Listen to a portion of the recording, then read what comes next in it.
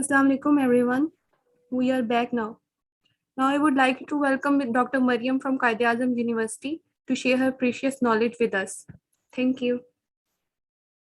Thank you very much. Without further ado, I will proceed with today's talk.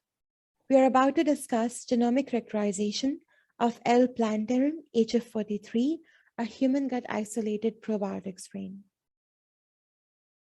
So first we'll have a brief introduction of this particular strain that I just mentioned.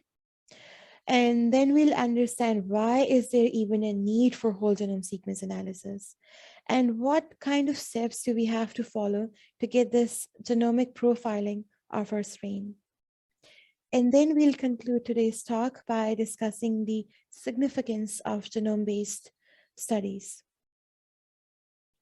Moving on to introduction. So HF43 is a L.plantarum plantarum, formerly known as Lactobacillus plantarum. And personally, I preferred it that way. Anyways, so HF43 has been isolated from human gastrointestinal tract. And here you can see its colony morphology on Emeris agar and its gram-seen. So basically, it is a gram-positive rod-shaped bacterium. HF43 has undergone a rigorous assessment in our lab and has shown promising attributes of a probiotic strain. Now, some of you might be thinking, what exactly are probiotics? So in simplest of terms, probiotic microorganisms impart health benefits to their host by maintaining gut microflora. And you are very well aware that gut dysbiosis has been linked to neurodegenerative disorders, immune dysregulation, cancer, cardiovascular diseases. So probiotics are beneficial microorganisms that play significant role in promoting health-associated phenotypes and alleviating disease phenotypes. All right, now it has been clear that probiotics are beneficial microbes, but one might ask, why study the genome of a probiotic strain if it already undergoes rigorous testing in the lab? While formulating probiotics, the empirical probiotic strains are isolated from healthy individuals, undergo probiotic characterization, then preclinical and clinical trials. But empirical probiotics often fail to extend the beneficial effects they have shown during the in vitro experiments while being tested in the clinical trials. So multiple cycles of trial and error are required to identify their health benefits in the clinical trials.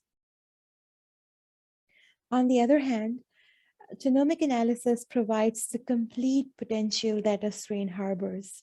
And let's not forget here that probiotic properties are heterogeneous.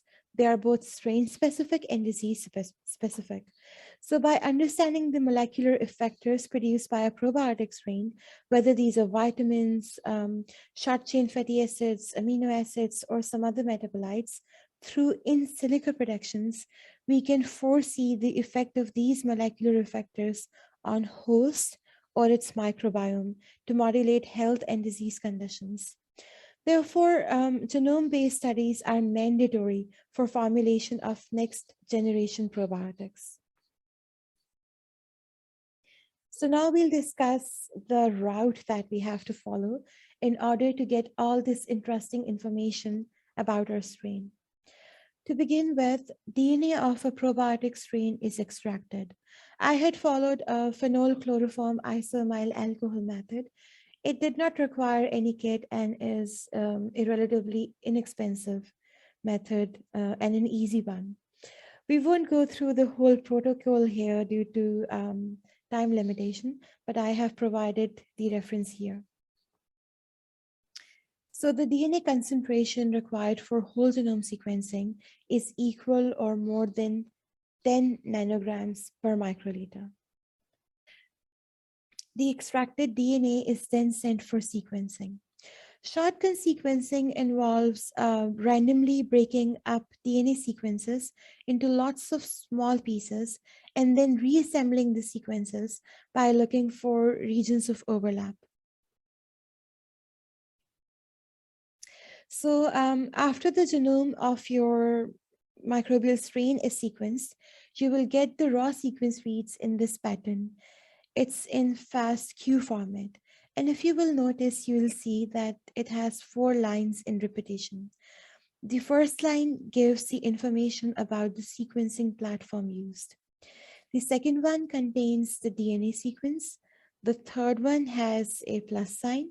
And the fourth one indicates the quality of the read. So when we have acquired the raw sequence reads, the fun begins. Genome assembly and annotation is usually done on Linux-based programs. But thankfully, there are also Windows-based web interfaces of certain programs that we can use. So you will have your sequence reads in 2 files, one for each strand of DNA. We will extract the files and log into Galaxy web interface using this address. So first we'll use FastQC tool provided in the Galaxy server. This will give us the quality report of the reads in form of charts.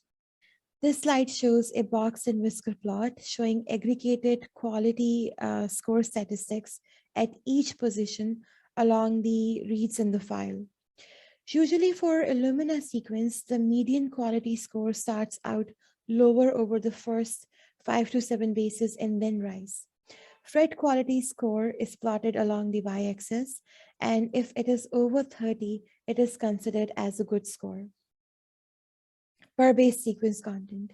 This plot reports the percent of bases called for each of the 4 nucleotides at each position across all the reads in the file.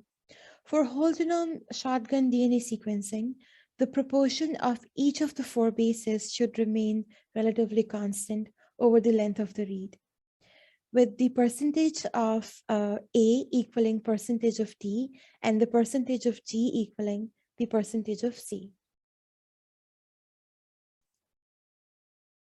Per sequence quality reads. So a plot of total number of reads versus the average quality score over full length of read is shown here. The distribution of average read quality should be fairly tight in the upper range of the plot, as is shown here. Per base and content. This plot shows percent of bases at each position or bin. And to ensure good quality of the reads, you should never see any point where this curve rises noticeably above 0. If it does, it indicates a problem occurred during the sequencing run. So after assessing the quality, we proceed to assemble the sequence reads. The tool we use for this purpose is Unicycler. Unicycler also gives you an option to add a reference genome while assembling the sequence reads. And to assess the quality of assembled genome, the tool I'll mention here is QUAST. After assembling the sequence reads by Unicycler and then assessing its quality through QUAST, by now we'll have a FASTA file containing nucleotides assembled in contigs. A contig is a set of overlapping DNA segments that together represents a region of a DNA. In case of HF43, it had 53 contigs, and I have pasted the first one and the last one here. And you can see here that in these 2 images that each contig in FASTA file begins with a single line description followed by lines of sequence data. Once we have FASTA file in our hands, we can proceed to genome annotations. Just like Galaxy that we have used for checking the quality of the sequence reads and assembling them into contigs, Center for Genomic Epidemiology has a wide range of tools. For instance, ResBinder, used for identification of acquired antibiotic resistance genes, Pathogen Finder, which is used for predicting bacteria's pathogenicity towards human host, so on and so forth. Here I have Kamer Finder for prediction of bacterial species using fast Kamer algorithm.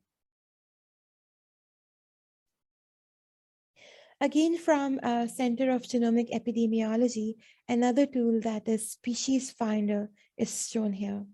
It predicts bacterial species using 16S ribosomal DNA. Moving on to RAST. So this is my favorite tool. RAST stands for Rapid Annotation Using Subsystem Technology. For using this tool, you will upload the microbial genome in FASTA format or GenBank format. RAST will provide you with all the nitty-gritties associated with the microbial genome, starting from the size of genome and the number of RNAs present to annotations and so many other features. RAST provides subsystem features in a very user-friendly manner, as you can see in this image. So all the features of a probiotic strain that are seen during in vitro or in vivo experimentation will always correlate with genome annotation and are therefore validated. For instance, genes for bile salt hydrolase enzymes, carbohydrate utilization cassettes, metabolites, antibiotic susceptibility profiles, and genes for adherence, etc. So all the traits displayed by a probiotic strain can be traced back to its genome sequence. So this image is also from RAST, and it displays genome annotations in tabular form. GView Server is another pipeline used to construct circular maps along with annotations. You can use various features to be displayed in the map, like GC content, coding regions, contigs, transfer RNAs, etc. Genome annotations provided in CG Viewer is through PROCA annotation. Similarly, GView Server can be used to generate circular maps and linear genome maps. So here we have a circular genome map showing comparison of HF43 with other plantarum strains created using GView Server. The coding sequence regions in HF43 reference genome were blasted against the coding sequence regions in query genomes of SN35N, JDM1, SC3, and WCFS1. The innermost slot, that is light green, shows coding sequence regions of reference genome, and the outer slots that are dark green, orange, brown, and red show regions on the reference where there was a blast hit within one of the query files.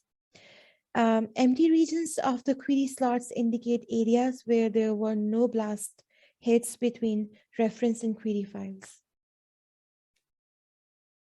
So to wrap up today's talk, EFSA has recently recommended WGS analysis as a requirement for the formulation of probiotics.